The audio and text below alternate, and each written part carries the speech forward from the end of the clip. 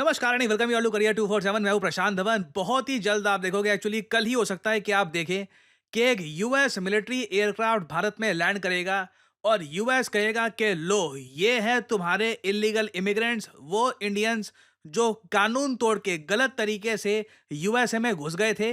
अब हम इनको वापस इंडिया में छोड़ रहे हैं। इस तरीके से बहुत सारे इंडियंस यूएस इंडिया में डिपोर्ट करता रहेगा। यहाँ पे आप देख पाओगे आर्टिकल यूएस सेंड्स, अभी वैसे लिखा है सेंड्स मगर अभी भेजे हैं नहीं जब मैं वीडियो रिकॉर्ड कर रहा हूं। तो जो ये फ्लाइट है ऑन द वे है, यूएसए से निकली है और इनको लग जाएंगे 24 घंटे लग जाएंगे भारत में पहुंचने में। ये एक यूएसए का ट्रांसपोर्ट एयरक्राफ्ट है, C-17 ट्रांसपोर्ट एयरक्राफ्ट, और इस एयरक्राफ्ट में इलीगल इमिग्रेंट्स हैं जो यूएस डिपोर्ट करेगा इंडिया में। आप देखोगे इंडिया में जब ये प्लेन लैंड करेगा, इलीगल इमिग्रेंट्स इंडिया में आएंगे, बहुत सारा हो हल्ला होगा, मीडिया इनकी वीडियोस लेगा, फुटेज सामने आएगी। और अगर यहाँ पे आप ये सोच रहे हैं कि इंडिया इस सब को लेकर ओके है, क्या हम एक्सेप्ट करेंगे कि यूएस इस तरीके से इलीगल इमिग्रेंट्स वापस इंडिया में भेज रहा है? मैंने आपको प्रीवियस वीडियो में बताया था कि इंडिया ने यह बात एक्सेप्ट कर ली है कि कम से कम 18,000 इलीगल इमिग्रेंट्स तो हैं जो भारत से गलत तरीके से बिना वीजा के, बिना किसी परमिट के ये चुपचाप चले गए थे यूएस। अब इनका सपना होता है यूएस जाने का। इनको लगता है कि जी यूएसए में सब कुछ बढ़िया है, वहां पे इनकी लाइफ बहुत बढ़िया हो जाएगी। सीधा वीजा से ट्राई किया और तरीके से ट्राई किया, रास्ता निकल नहीं रहा। फिर ये लोग क्या करते हैं, ये लोग जाते हैं मेक्सिको में या फिर साउथ अमेरिका के किसी और कंट्री में चले जाएंगे। वहां से एक बड़ा रिस्की रास्ता तय करके, बहुत ही एक रिस्की जर्नी तय करके ये यूएस बॉर्डर पार करके घुस जाते हैं यूएसए के अंदर। और ये ऐसा नहीं है कि ये सिर्फ इंडिया के लोग करते हैं, कई चाइना के लोग भी करते हैं ये। और ऑब्वियसली कभी कभी ये लोग पकड़े भी जाते हैं। फॉर एग्जाम्पल ये आप देख पाओगे दृश्य, यूएस मेक्सिको बॉर्डर पे है। यूएसए की जो एडमिनिस्ट्रेशन है, यहाँ पे जो पुलिस है, काफ़ी बार ये लोग इन लोगों को पकड़ लेते हैं। यहाँ पे आपको विभिन्न प्रकार के लोग मिलेंगे, कई चाइना के हैं, कई वियतनाम के हैं, कई किसी साउथ अमेरिकन कंट्री के हैं। ठीक है, यहाँ पे कई इंडियन मिल जाएंगे, कुछ पाकिस्तानी भी मिल जाएंगे, बांग्लादेशी मिल जाएंगे।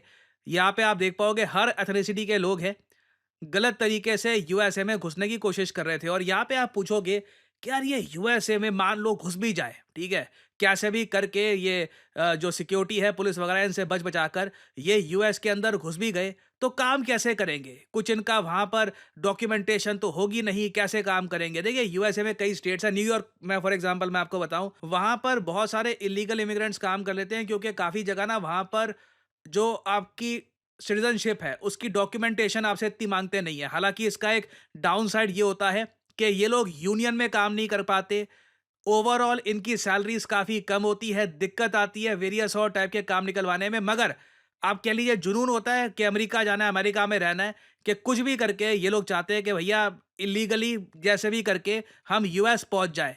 अब क्या है कि आज के समय ओवर द ईयर्स ना धीरे धीरे 7,50,000 से भी ज़्यादा इलीगल इमिग्रेंट्स यूएस के हिसाब से ये आज के समय यूएस की धरती में हैं जो इंडिया से आए हैं। ठीक है, बाकी ओवरऑल जो इलीगल इमिग्रेंट्स हैं वो नंबर तो बहुत ही बड़ा है। ट्रंप ने ही ओवरऑल टारगेट कर रखा है कि ये अपने कार्यकाल में ना टोटल 20 मिलियन जो इलीगल इमिग्रेंट्स हैं इनको डिपोर्ट करेंगे यूएसए से। 20 मिलियन होते हैं 2 crore.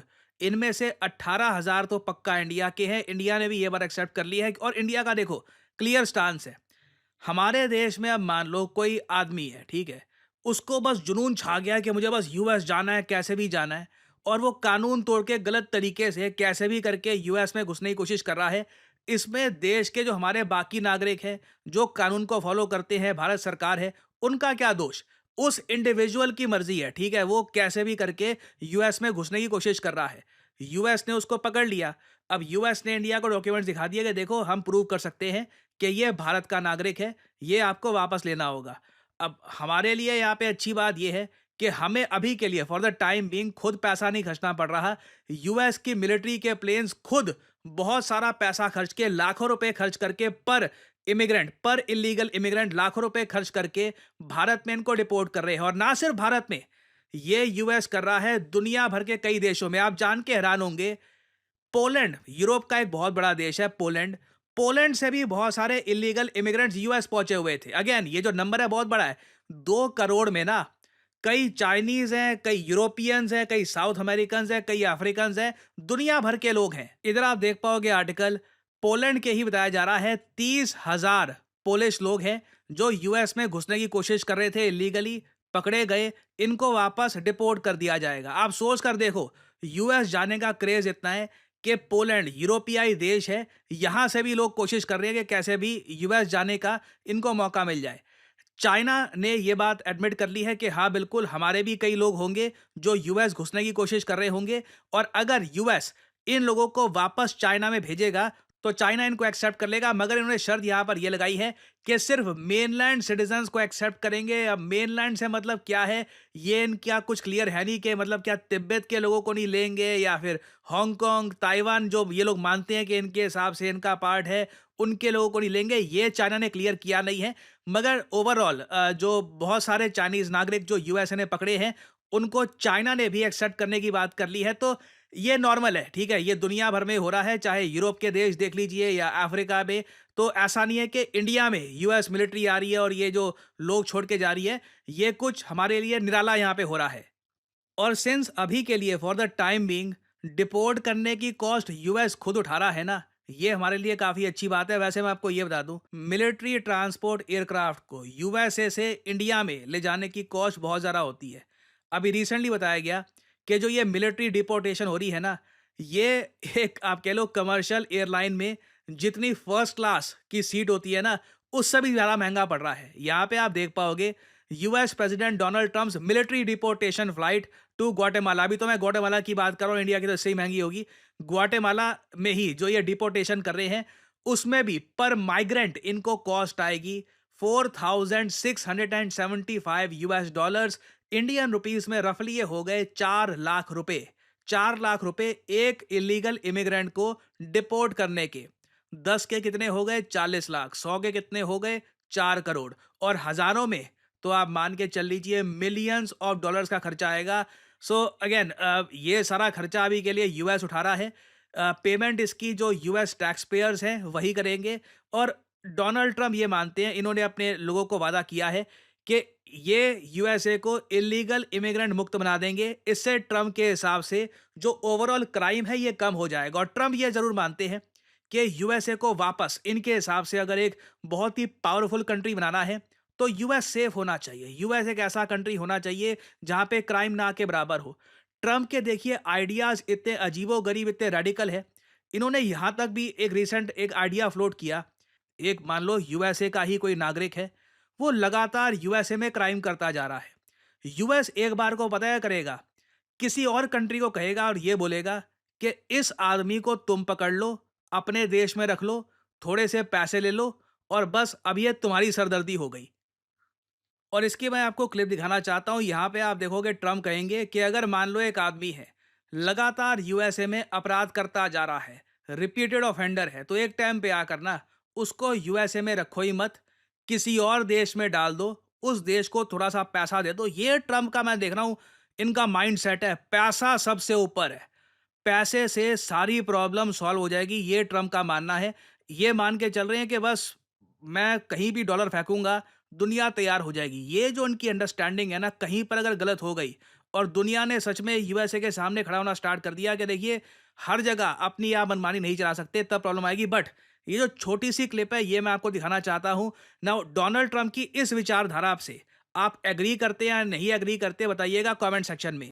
If they've been arrested many, many times, they're repeat offenders by many numbers.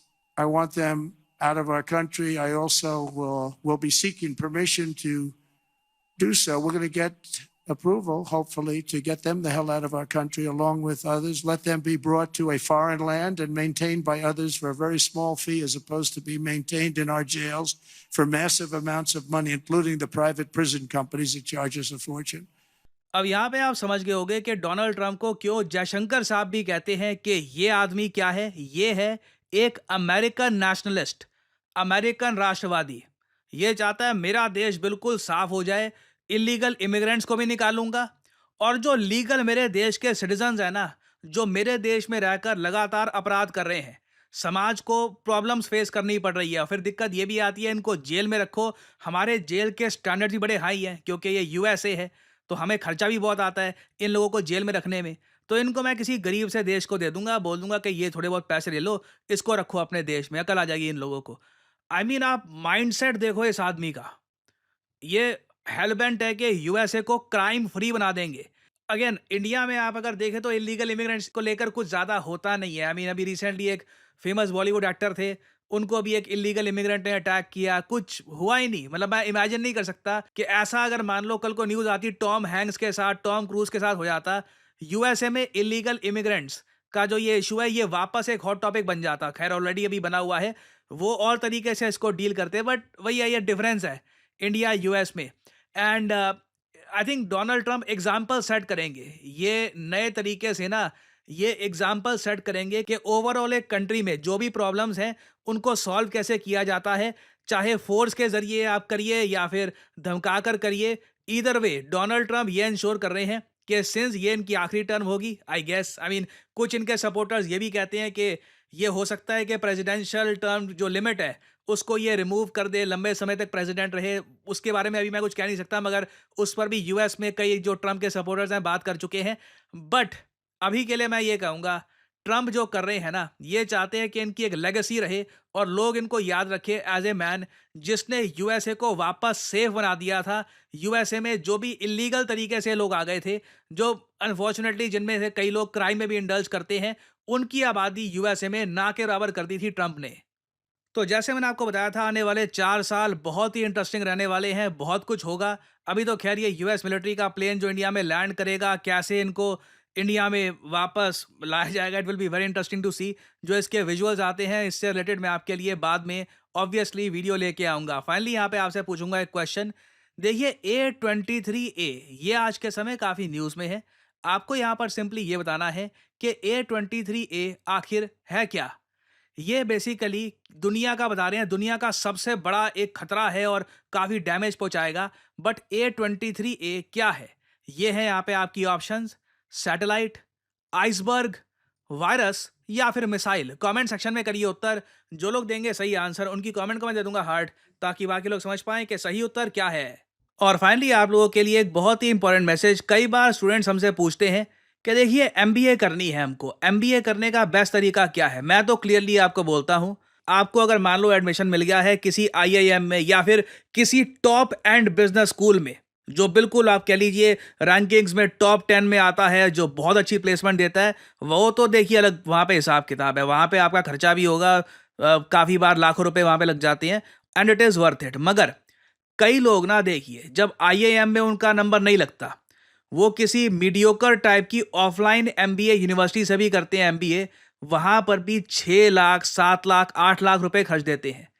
मैं यहाँ पे आपको कहूंगा, देखिए आज के समय ऑनलाइन एमबीए को भी उतनी ही इंपॉर्टेंस दी जाती है जितनी ऑफलाइन एमबीए को दी जाती है। दोनों यूजीसी अप्रूव्ड होती हैं। तो आपके सामने एक ऑप्शन है, आप अगर चाहें तो आप कमेंट सेक्शन में जाइए, यहाँ पे आपको लिंक मिल जाएगा, take next step in your career with our MBA programme. यहाँ पे आप करोगे क्लिक और यहाँ पर देखिए आप career 247 backed online MBA programme कर सकते हैं। ये शुलिनी यूनिवर्सिटी से किया जाएगा। ये एक top UGC approved online university है और यहाँ पे एक सबसे ज़्यादा आपको बड़ा एडवांटेज ये मिलता है कि पूरी पेमेंट आपको नहीं करनी इस एमबीए प्रोग्राम की जब तक आपकी जॉब प्लेसमेंट नहीं लग जाती। समझाता हूँ आपको। पर सेमेस्टर की जो फीस है यहाँ पे 19,750 है, ठीक है। आपने 4 सेमेस्टर की यहाँ पर फीस दे दी। बाकी की जो फीस है 39,000 की, ये आप तभी देंगे जब आपकी प्लेसमेंट लग जाएगी। एमबीए प्रोग्राम आपने कर लिया, 2 साल का है, उसके बाद प्लेसमेंट लगने के बाद ही बाकी आखिरी पेमेंट यहाँ पे आपको करनी होगी। तो ये एक एडवांटेज है यहाँ पर। अगेन काफ़ी एक अफोर्डेबल रेट पे अपनी एमबीए आप कर रहे होंगे यूजीसी एफिलेटेड यूनिवर्सिटी के साथ। बाकी देखिए कई ऑफलाइन यूनिवर्सिटीज़ हैं, वहाँ पे पता नहीं 8 लाख 9 लाख 10 लाख रुपए जितने भी लोग पे कर लेते हैं। सो आप इसको एक्सप्लोर कर सकते हैं। यहाँ पर अपना नाम डालिए, ईमेल डालिए, नंबर डालिए। यहाँ पर करियर 247 की तरफ से जो कंसल्टेंट्स हैं ये आपसे बात करेंगे और आप एक्सप्लोर कर सकते हैं यहाँ पर कि किस तरीके से ये आपके करियर को हेल्प करेगा। So if you are interested go ahead here. और इसी नोट के साथ ये है वीडियो का अंत। Thank you for listening and I always say may the gods watch over you.